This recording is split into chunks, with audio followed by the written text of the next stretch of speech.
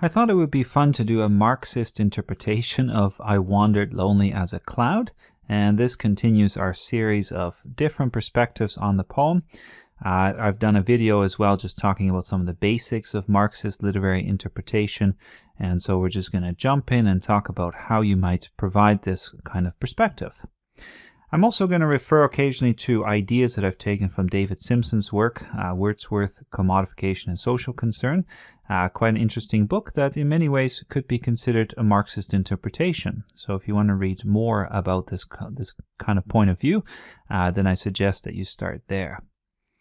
Now, if we think of the poem as a whole in relation to its kind of economic and social background, then I think pretty soon we start to get this question of whether the poem in some ways is escapist or if it engages with the time period. So is it escapist or does it engage? And the question is there because Wordsworth, of course, takes a journey that makes him leave society, and he goes out into nature. And I think right away then you see that kind of tension between nature and economics or social concerns. We'll just call this economics for now, but I think it's much broader than that. It's society as a whole. Is he escaping society to go into nature, or is he still engaging with what was happening at the time? And if we're looking at the social background here, then in particular we should probably point out the effects of capitalism, and these effects we can see especially in the Industrial Revolution. So the Industrial Revolution. Is this poem then escapist? Well, it's a good question, and I think if you look at it, you could also argue that in many ways it doesn't engage with what was happening at the time. You know, you have all of these factories, you have cities that are becoming more and more urbanized and developed. And here Wordsworth says, when I want to find happiness, I don't find it in buying the latest commodities. I just go into nature and I escape and I find my true self. Right? That seems very kind of countercultural. It seems like he's really trying to take himself out of the urban landscape and trying to find some alternative reality. That's one way to look at it. And I think if we were to work with that, then we would see that there's a kind of contrast in the poem between the imagination which gives him happiness, right? And the kind of larger social reality which makes him lonely. So we could say imagination gives him happiness, society causes depression and loneliness. That's quite a sharp contrast between these two. What we can see then as well, if we extend these ideas a little bit, we could say, well, society tends to emphasize the principle of utility. Everything has to be useful, and we have to make ourselves useful through work. We have to measure things in terms of money, and here Wordsworth seems to take an entirely different attitude. He wants to find happiness through all of these other things that don't seem to be measurable in terms of money and utility. And in fact, if we think of the poet as a worker, right? So what is the figure of the poet? What is the job of this person? Then it seems like the poet is kind of a lazy figure. I wandered, right? He's aimless. He's not even really going in any specific direction. He's just wandering lonely by himself, not doing anything useful. And at the end, it says, for often when on my couch I lie. Wow, what a lazy person. He's just lying around and hoping for some inspiration. So that would suggest then that the poet, according to Wordsworth, is somehow outside of this realm of capitalism and utility and so on. The poet dwells in the realm of the imagination, and that gives him true happiness. From this perspective, then, I think we could argue that the poem is really trying to set itself up as a different reality, away from capitalism, something that is better, more worthwhile, that gives you true enjoyment. And if you read critics like Terry Eagleton, who's a Marxist critic, I think that's what he would probably say. and that this poem is then also representative of a lot of other romantic poems that make the same move. They escape reality, they go into this imaginative world, and they set it up as a kind of protest almost against what is going on. I don't want to be lonely in the city with all of this grime and urbanization. I want to take myself out of that and find my true self. Initially, that may indeed have been a kind of protest move, right? Is this all a protest? But as Eagleton and others point out, over time, that privatization of the imagination, taking the imagination out of the public sphere and making it your personal, subjective kind of enjoyment of nature. Right? We see that in the last stanza especially. You know, when I'm on my couch, I'm all by myself, it's solitude. This kind of privatization of enjoyment and so on may eventually take poetry out of the public sphere and make it kind of non-utilitarian. So utility is gone altogether from poetry, and the poet is describing things for himself and for his own enjoyment, but has no effect on society. That's one way to read the Romantics. The other way is to say, well, maybe there is more of an engagement. And in fact, there are lots of Romantic poets, William Blake being a good example, for instance, who try to hold society to account for all of the problems of capitalism and so on.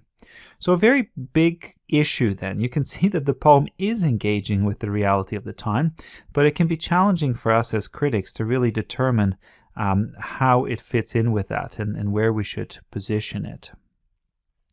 Another Marxist concept that I think might be useful for this poem is the concept of alienation. And if you were doing a larger study, you could probably write an entire essay about this.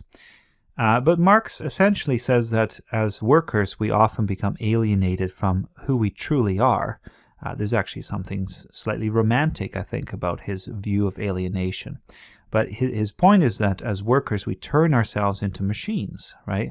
And that alienates us from what nature actually is and from our true creativity. It's fascinating, actually, that one of the things that Marx says is that we want to work as human beings. We don't want to be lazy, but we want to be creative, and we want to work on projects that we actually enjoy. You could think of like the way Google lets its employees sometimes, do work on a project that's entirely of their own making. So what Marx is saying then is that modern capitalism has estranged us from who we truly are. And in that sense, there's actually a bit of continuity between what Wordsworth is saying and what Marx is saying, because he turns to nature as a kind of way to recapture who we are. Marx, of course, would say that turning to nature is not really enough. I mean, it's sort of an escape. It doesn't deal with the root of the issue, and we need a radical revolution, right? We need to change the actual economic structure. But I don't think Wordsworth would necessarily go that far, especially later in life when he became more conservative. So the concept of alienation then is quite useful. Another concept that we could apply is this concept of what Marx calls the fetishism of commodities. Quite a big term here. And this is what Simpson talks about in his book as well. So the fetishism of commodities. Kind of a big term. Fetishism is this obsession with or an adoration of something. And there's almost a religious cult aspect to this. What happens is that with commodities, we almost treat them as if they are animated, as if they are living beings. Think, for instance, if you buy a vehicle and you treat it as if it has a name and a personality and so on, right? That would be something a little bit like this. But we also do this in terms of value. We ascribe values to things that are completely artificial, but we treat them as natural. So we say, well, a Mac computer, let's say, should be worth more than a regular PC because, well, a Mac is better and it has this kind of status and it's stylish and all of these other things. Whereas really, it's somewhat of an arbitrary, artificial thing, right? But we treat these things as if they're natural, and that's why so many college students have Macs, even though you don't have to. Okay, so that's kind of this arbitrary value that we ascribe to these things. And the poem seems to want to go away from economic value, but at the same time it still uses this word wealth, which is really fascinating. It says, "I little thought what wealth the show to me had brought." Simpson points out that this is a kind of metaphysical wealth, it's not a real wealth, but at the same time it raises this question of, well, what is wealth? And since the poet actually personifies these daffodils, he makes them seem living, you could say that he actually treats the daffodils as a kind of commodity, right? Something that gives him immense joy, something that he animates and that he ties his own happiness to, just like we often do with commodities. If you don't have the latest gadget, you can't possibly be happy. So in that sense, we can see that the poem is engaged with this kind of larger market economy and the logic of it. And I think that's what a Marxist would probably point out, that the poem, even if it tries to escape from the reality of the market, it will still often use the same language and logic, and it cannot necessarily escape from that. And that's how the larger kind of social and economic background determines the language and the logic of the text, which is kind of a fascinating argument, I think. So what Simpson says about this is kind of interesting. He says, if you think of this landscape as like a series of commodities, then who actually provides this wealth? Where does this wealth come from? Is it nature that gives the wealth? And Simpson argues in this book that I've mentioned before here, he argues that it's the poet, in a sense, who's the banker. He pays himself. Right? He goes into the landscape and says, I need something, I need some wealth, and then he pays himself with this emotional joy that he finds from the daffodils. So as markets go then, this is a market in which nobody else can buy because it's a purely subjective, selfish thing, and he himself controls the entire kind of workings of the economy. Kind of a wonderful fantasy, isn't it? So what does that mean then in the end? Is this a selfish poem? Well, Simpson seems to argue that it is. And his basic argument then is that by making this experience so private, so subjective, he's actually being a capitalist in a sense, right? He is saying, well, I have worked for this. This is the product of my labor. This is my personal subjective experience. And I get this wealth from it again and again, because as soon as I have these memories, it all comes flooding back. And then my heart with pleasure fills and dances with the daffodils, and I can just enjoy this commodity over and over again. Simpson's point then is that it's so difficult to escape the logic of capitalism. But I don't think you necessarily have to go that far. Okay, you don't necessarily have to be quite so depressed about it all and see the poem as failing to register a real protest against capitalism. There's lots of room for debate and for discussion, and I certainly hope that at least by raising some of these points, you can now start to see that the poem is not completely immune from or separate from economics and society, but engages with it in terms that are quite interesting, actually.